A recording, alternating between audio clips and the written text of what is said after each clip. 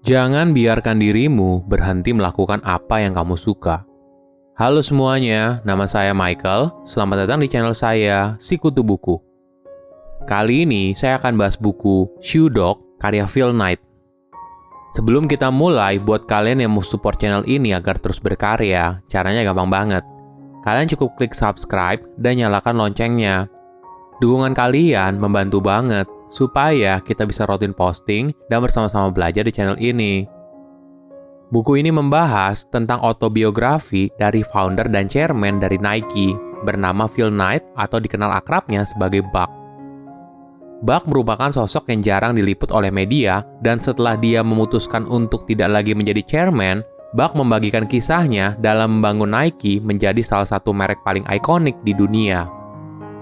Ketika baru lulus kuliah bisnis, Buck meminjam $50 dari ayahnya dan meluncurkan perusahaan dengan misi yang sederhana, mengimpor sepatu lari yang berkualitas tinggi dengan harga murah dari Jepang.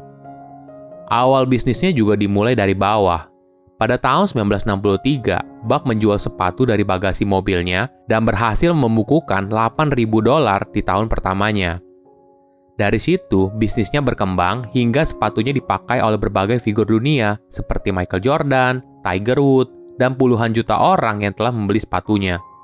Jadi, bagaimana kisahnya? Saya merangkumnya menjadi 3 hal menarik dari buku ini.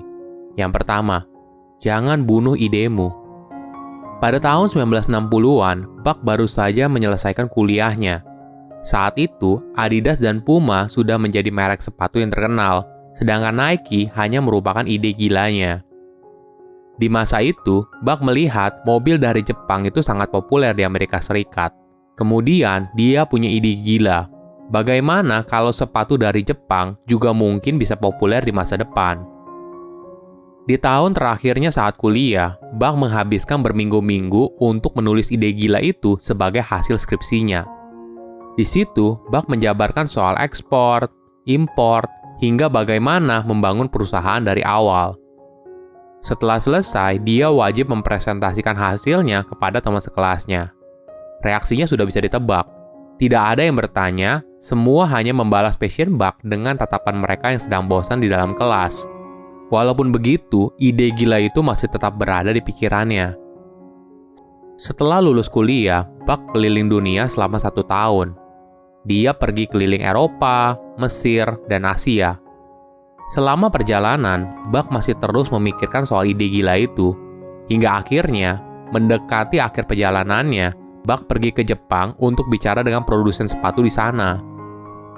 Ketika tiba di Jepang, Buck pergi ke perusahaan sepatu bernama Onitsuka yang membuat Tiger Shoes. Di sana, dia berhasil membuat janji meeting. Bagi kebanyakan orang, hal ini sangat sulit dipercaya. Coba bayangkan, Buck saat itu adalah anak yang baru berumur 20-an, baru lulus kuliah, dan tidak punya pengalaman bisnis apapun. Tapi, dia datang ke perusahaan Jepang dan meeting bersama pebisnis Jepang yang sudah berpengalaman. Saat itu, Onitsuka berpikir Buck merupakan perwakilan dari perusahaan Amerika yang besar. Padahal, kenyataannya dia hanya seorang anak yang pergi ke Jepang sendirian. Tentu saja, sepanjang meeting, Buck berpura-pura. Ketika orang Jepang itu bertanya apa nama perusahaannya di Amerika, Buck dengan tegas menjawab Blue Ribbon. Itu adalah nama pertama yang muncul di pikirannya. Karena dia berpikir Blue Ribbon adalah penghargaan yang dia menangkan saat perlombaan olahraganya di sekolah dulu. Tak disangka, Onitsuka juga sedang mencari peluang di Amerika Serikat. Mereka akhirnya sepakat untuk memberikan Buck sebagai distributor resmi Onitsuka di Amerika Serikat. Itulah awal mula Blue Ribbon lahir yang nantinya akan menjadi cikal bakal dari Nike. Kedua, ambil resiko ketika masih muda. Pada tahun 1964, Buck memesan 300 pasang sepatu dari Onitsuka dan meminta hak distributor di bagian barat Amerika Serikat. Setelah berhasil terjual, dia memesan lagi 900 pasang sepatu tambahan dan meminjam uang untuk membayar sepatunya. Dari situ, bisnisnya terus berkembang dan berhasil melebarkan sayap ke San Francisco dan Los Angeles.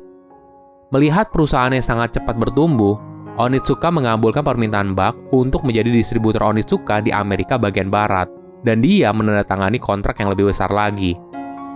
Semakin lama bisnisnya bergerak sangat cepat, tapi uang selalu jadi masalah. Bisnisnya ibarat seperti kereta yang tidak ada rem, bergerak sangat kencang, tapi memiliki resiko yang tinggi. Buck terbiasa untuk menginvestasikan kembali setiap uang yang dia dapatkan, sehingga perusahaannya mampu berkembang double digit setiap tahun. Pada tahun 1975, Blue Ribbon telah berhutang pada bank hingga $1 juta. Agar mampu membayar hutang sebesar itu, Buck harus menghabiskan semua uang perusahaan selama beberapa hari. Tentu saja ini bukan pilihan yang bijak. Oleh karena itu, Buck pergi ke bank untuk menjelaskan situasinya. Setelah dicek, ternyata perusahaannya sedang berada dalam masalah serius dan berada di ambang kebangkrutan. Bukan hanya itu, Bank of California, tempat Buck meminjam uangnya, telah memberitahu masalah ini kepada FBI, dan Buck bisa dipenjara jika dia tidak segera menyelesaikan masalah ini dan perusahaannya akan bangkrut. Hingga akhirnya pada tahun 1980, Nike memutuskan untuk IPO dan masalah keuangannya satu demi satu terselesaikan. Buck sadar kalau membangun bisnis adalah hal yang beresiko. Jika Blue Ribbon bangkrut dan dia tidak punya uang lagi, maka hidupnya akan sengsara. Tapi di sisi lain, Buck juga memiliki pelajaran berharga yang bisa dia terapkan di bisnis berikutnya. Buck punya pemikiran yang berbeda dengan banyak orang. Dia tidak lari dari hal yang tidak nyaman. Malah, dia ingin merasa tidak nyaman karena dengan keluar dari zona nyaman, berarti Buck akan menjalani hidup yang luar biasa di masa depan. Ketiga, miliki tim yang hebat. Buck merupakan tipe pemimpin yang memberi kebebasan kepada para karyawannya.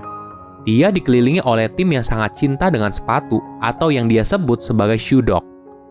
Bagi Buck, shoe dog adalah orang yang mengabdikan diri sepenuhnya untuk membuat, menjual, membeli, atau mendesain sepatu. Mereka sangat peduli dengan semua bagian sepatu. Bahkan, nama Nike sendiri bukan berasal dari Buck, tapi dari mimpi salah satu karyawannya. Suatu hari, tim di Blue Ribbon ingin membuat merek sepatu sendiri, dan mereka harus segera memberikan nama untuk sepatu itu. Buck punya ide untuk memberikan nama sepatunya sebagai Dimension 6. Tapi dia memberikan kesempatan kepada karyawannya yang lain untuk mengusulkan nama untuk merek tersebut. Hingga akhirnya, Jeff Johnson terbangun dari mimpinya dengan nama Nike. Kemudian dia menjelaskan kepada atasannya alasan dibalik nama itu yang berarti Dewi Kemenangan Yunani yang bersayap. Bukan cuma itu, Jeff pernah membaca sebuah majalah kalau nama merek yang besar punya beberapa karakter yang serupa, yaitu tidak lebih dari 2 silabus, dan setidaknya memiliki satu huruf yang eksotik atau diucapkan seperti Z, X, atau K. Awalnya, Buck juga tidak suka dengan nama Nike, dan bertanya bagaimana dengan Dimension 6. Timnya dengan jujur bilang, kalau hanya Buck seorang saja yang suka dengan nama Dimension 6. Hingga akhirnya, Buck memutuskan Nike sebagai nama untuk mereknya. Dari Buck, kita belajar kalau kita hanya perlu memberitahu tim kita apa yang mereka harus lakukan, bukan bagaimana. Berikan kebebasan kepada mereka untuk mencari cara dalam mencapai apa yang perusahaan inginkan. Jangan biarkan dirimu berhenti melakukan apa yang kamu suka. Selagi masih muda, beranikan dirimu untuk mengambil resiko, dan kamu akan menjalani hidup yang luar biasa. Silahkan komen di kolom komentar pelajaran apa yang kalian dapat ketika baca buku ini. Selain itu, komen juga mau buku apa lagi yang saya review di video berikutnya. Saya undur diri, jangan lupa subscribe channel YouTube Sikutu Buku. Bye-bye.